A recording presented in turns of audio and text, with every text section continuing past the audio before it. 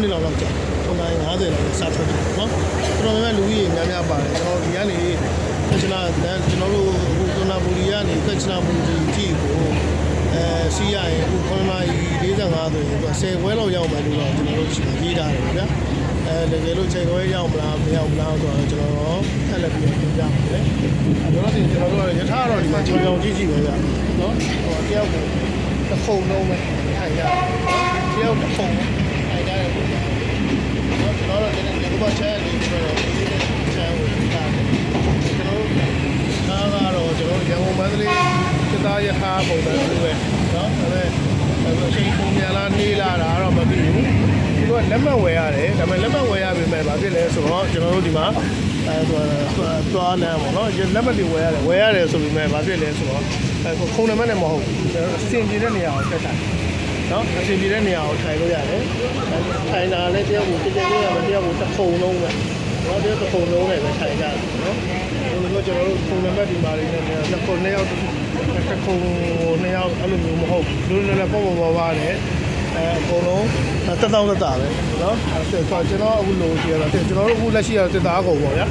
တက်သားကုန်ဆိုရင်လည်းဟိုဘက်တွဲတွေမှာလည်းဟိုခုံရှိတယ်ကျွန်တော်တို့ဒီပြောမယ်ဆိုရင်ဒီဆိုပါခုံရှိတယ်ကျွန်တော်ဆိုပါခုံရှိတဲ့တွဲကလူတွေများတော့ကျွန်တော်တို့လည်းလူရှင်းတဲ့တွဲကိုလာနေလိုက်တယ်နော်ဒီများဆိုရင်လည်းတယောက်တစ်ခုံလုံးဝထိုင်ကြတာပါနှစ်ယောက်မထိုင်ကြဘူးနော်ဒါကတော့ကချနာဘူရီသွားတဲ့လမ်းတာပြီးတော့စေမောထွက်တယ်ရထားထွက်တဲ့အခြေအနေကိုဆက်ချင်းဖြစ်ပါတယ်ရထားကတော့မြန်တယ်ဗျကျွန်တော်တို့ရန်ကုန်မန္တလေးရထားတွေကိုတော့မလေးဘူးမြန်တယ်ဒါပေမဲ့ဈေးခါတွေဘာတွေတော့မရှိဘူးရထားကတော့မြန်မောင်းတာ speed ကြီးနေပေါ့ဗျာနော်မန္တလေးရထားတွေတော့မဟုတ်ဘူးဒါပေမဲ့ရထားတွေကတော့ speed ကတော့မြန်နေတယ်ဟိုကတော့တွဲတွေကတော့ဒီလိုပဲဗျနော်ဒါကတော့ကျွန်တော်တခြားဘူရီသွားတဲ့ကျွန်တော်တို့ပထမဆုံးလမ်းမှာလည်းတက်တယ်ပေါ့ဗျာအခုဆိုရင်ကျွန်တော်တို့စိတ်မောင်းမမောင်းရသေးဘူး9မိနစ်တော့မမောင်းရသေးတယ်နောက်တဲ့တပူလာရောက်တယ်ချာရာဆန်ထရောင်းဆို station ကိုရောက်ပါတယ်အဲ station ရောက်တော့ခဏနားတယ်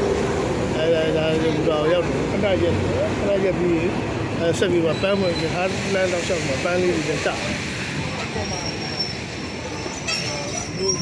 ဒီကတော့တက်သွားဘူးဘိုင်းနဲ့ကိုဆက်လက်ဆက်ချင်းဖြစ်ပါတယ်ကြည့်ကြည့်ပေးတဲ့ပေါင်းတော့အများကြီးကျေးဇူးရှိပါတယ်နောက်ထပ်ကဲကနာဘူးဘိုင်း3 5တောက်လျှောက်ကိုကျွန်တော်တင်ဆက်သွားမှာဖြစ်တဲ့အတွက်ကျွန်တော် channel လေးကို like and subscribe မလုပ်ရသေးဘူးဆိုတော့ဆက်လက်ပြီးလုပ်ထားပြီးအောင်ဒါတော့ကျွန်တော်သွားတဲ့အတွေ့အကြုံလေးပါအားလုံးကိုကျေးဇူးတင်ပါတယ်ခင်ဗျ